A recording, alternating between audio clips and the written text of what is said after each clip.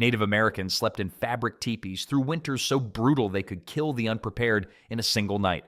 But entire families stayed warm till morning, without insulation, modern gear, or even thick walls. Their survival came down to 7 cold weather methods that most people today wouldn't even think to try. It starts with where and how they set up camp before the cold even hits. Picking the right spot to set up winter camp was literally a life or death decision that Native American tribes mastered through generations of harsh experience.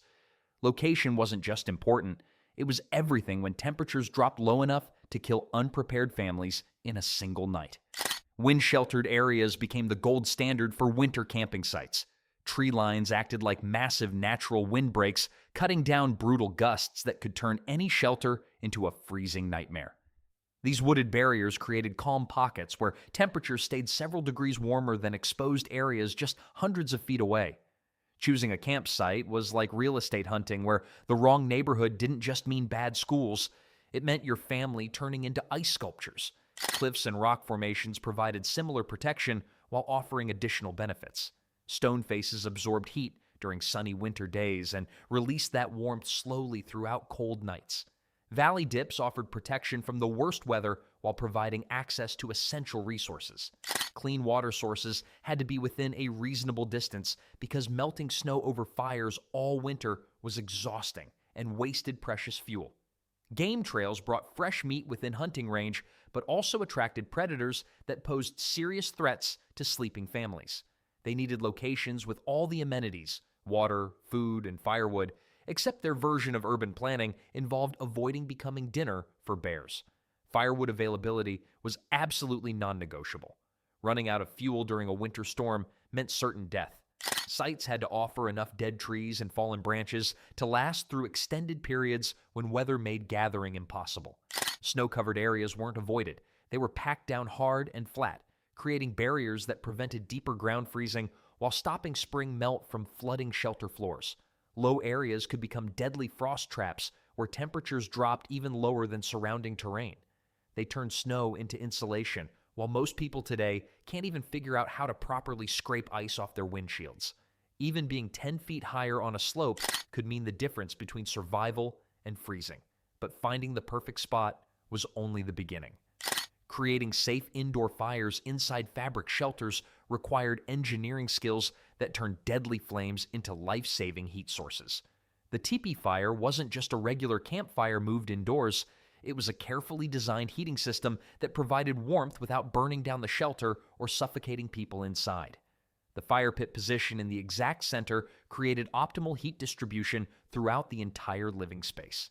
The pit depth stayed shallow, around 6 inches, which prevented heat from getting trapped at ground level while promoting upward airflow that made the ventilation system work. Building fires inside a tent was like trying to cook dinner in a house made of paper towels, except somehow they figured out how to do it without burning everything down. Smoke flaps at the tippy top could be adjusted based on changing wind conditions. These flaps created a natural chimney effect that pulled smoke upward and out instead of letting it settle inside where it could suffocate sleeping people. Small side vents near the bottom created a draft system that fed fresh oxygen to the fire without turning the interior into a freezer. These vents brought in outside air while rising heat created suction that pulled air upward through the fire and out through smoke flaps. They invented central heating using nothing but wood and airflow physics, while most of us struggle with programmable thermostats that have actual instruction manuals. Only completely dry wood could be used because wet or green wood created thick, choking smoke that would fill the shelter and suffocate everyone inside. Vertical stacking in cone shapes burned cleaner and more efficiently than horizontal arrangements. Fire management required constant attention from skilled fire tenders. The fire had to burn hot enough to provide adequate heat, but not so hot that it made the shelter unbearable. Adults took turns monitoring flames throughout the night, ensuring sparks didn't escape and ventilation remained balanced. Being the fire tender was like being a human thermostat that never got to sleep, except instead of adjusting numbers on a wall, you were literally keeping your family from freezing or roasting. The fire provided heat from above, but the ground below was a different enemy entirely. Ground insulation systems were the foundation of surviving freezing nights because even the best fires couldn't overcome deadly cold that seeped up from frozen earth. Native American bedding wasn't just comfort. It was thermal engineering that created barriers between sleeping bodies and ground that wanted to suck away life-giving heat. Thick padding materials formed the base layer that blocked ground chill. Willow mats were woven tight and stacked deep, creating air pockets that worked like natural insulation. Dry grass got packed into thick layers that trapped warm air while staying dry throughout winter months. Building beds from forest materials was like assembling furniture from nature's catalog, except instead of confusing diagrams, you had survival instincts, and the alternative was freezing to death.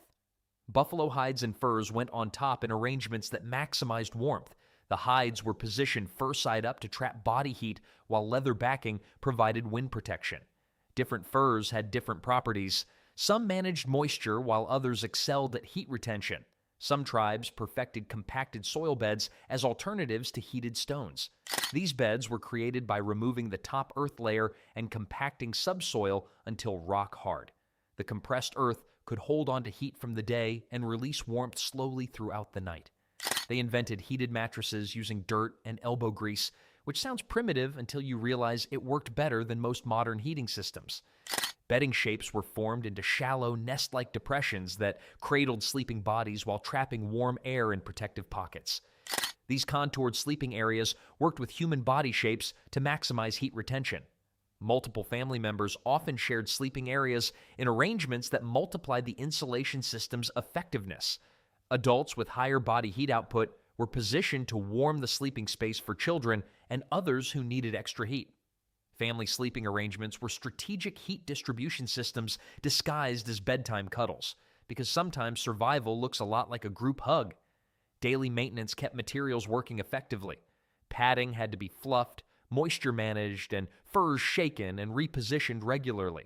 Yet even the most perfectly engineered bed was useless without understanding how to manage the heat source that mattered most. Strategic body heat management and clothing systems turned the human body into an efficient heating unit that could generate and maintain warmth throughout brutal winter nights.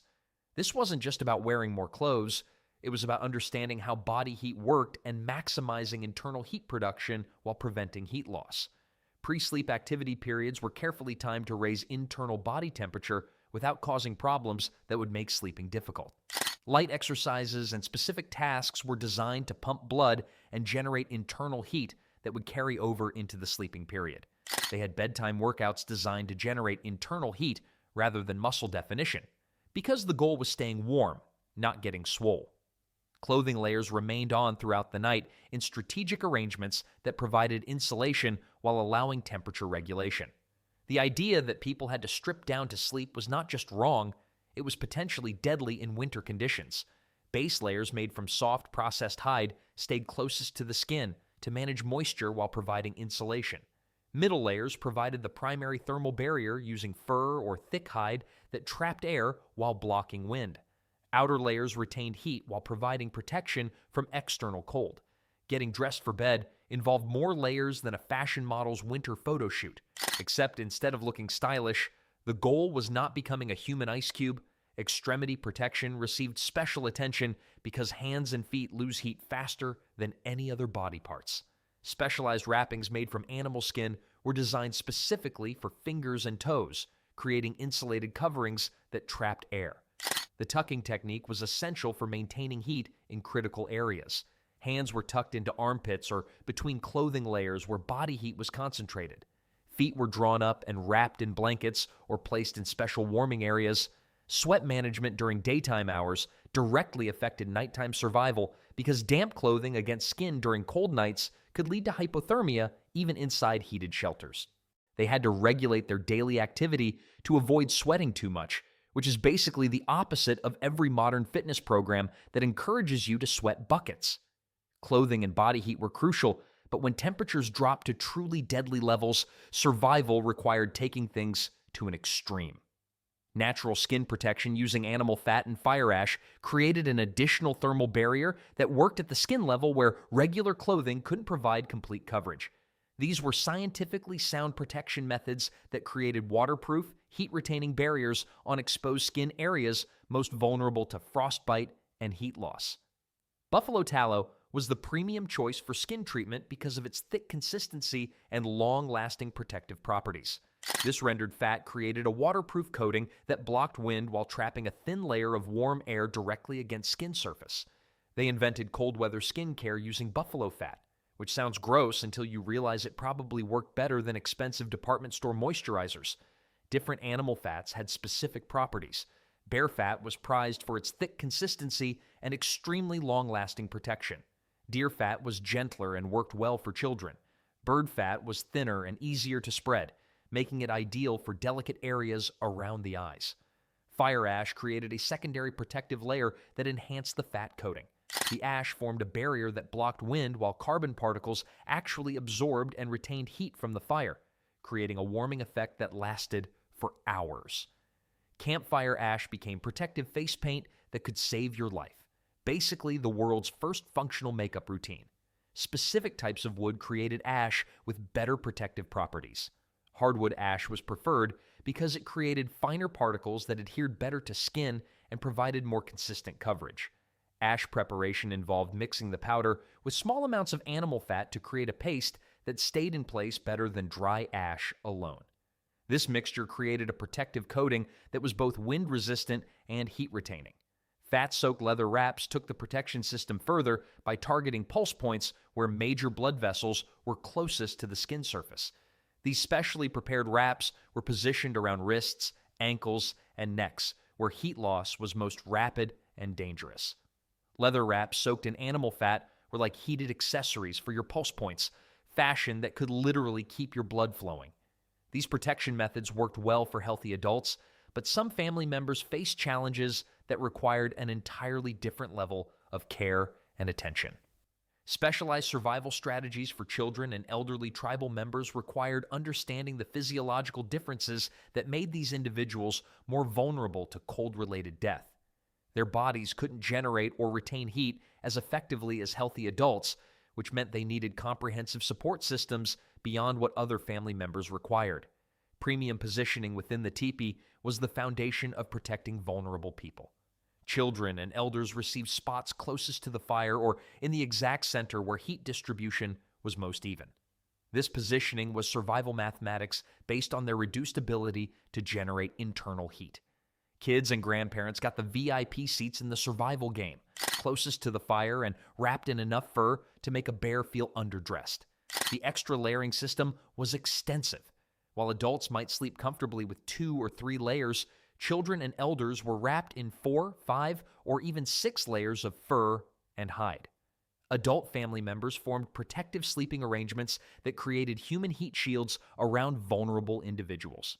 They positioned themselves to block cold air currents while directing their own body heat toward children and elders who needed additional warmth. Adults became human space heaters powered by body heat and family loyalty, the original renewable energy source. Warm stones became essential tools for providing targeted heat to individuals who couldn't generate enough internal warmth. These stones were heated by the fire throughout the evening, then carefully wrapped before being placed near feet, backs, or stomachs. Night monitoring was crucial.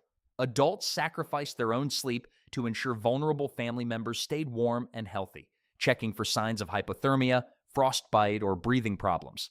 Special bedding arrangements were constructed specifically for children and elders using deeper insulation systems. Food and drink timing was managed differently, with warm meals and heated liquids closer to bedtime. Hot stone heating pads made from rocks and fire were both Stone Age simple and surprisingly effective, like prehistoric heated blankets that actually worked. Protecting vulnerable family members took enormous effort and resources, but all of this careful preparation could be destroyed in minutes if the wrong visitors came calling in the night. Predator defense systems were essential for winter survival because hungry animals became bolder and more desperate as food sources disappeared under snow and ice. The warmth and food smells from human camps made teepees attractive targets for creatures facing their own life or death struggles. Dogs served as the primary early warning system with training that turned them into 4-legged security guards that never slept through their shifts. These working animals were positioned strategically around camps to detect approaching threats while providing warning time for humans to prepare defensive responses. Guard dogs were like security systems with teeth and loyalty. except instead of calling the cops, the alarm system could actually fight back. Dog training for predator detection started when animals were puppies. They learned to distinguish between different types of approaching animals and give different warning signals that helped humans understand what kind of threat was approaching. Different barking patterns, body language, and positioning communicated specific information about detected threats. A bear approaching alone required different defensive preparations than a pack of wolves or a desperate mountain cat. Dogs became four-legged threat assessment specialists who could tell the difference between one big problem with claws and multiple smaller problems with more claws. Weapon placement within tipis followed strict protocols that balanced quick access with safety around sleeping family members. Bows, spears, and knives were positioned where adults could reach them instantly without fumbling in darkness. Camp location selection included considerations about animal behavior patterns and territorial boundaries. Sites were chosen to avoid areas where predators were known to hunt regularly while still providing access to resources humans needed. Physical barriers around camps provided additional protection that didn't depend on human alertness or fighting skills. Snow mounds were built strategically to funnel approaching animals toward areas where they could be detected and dealt with more easily. Snow fort construction was tactical engineering disguised as winter landscaping, because sometimes the best defense is making predators take the long way around. Response protocols for different animal encounters were practiced and understood by every family member, so everyone knew their role when threats were detected. These weren't theoretical plans. They were tested procedures based on real encounters survived through generations of winter camping experience. Every technique worked together as one complete survival system, proving that with enough knowledge, preparation, and ingenuity, humans could thrive anywhere.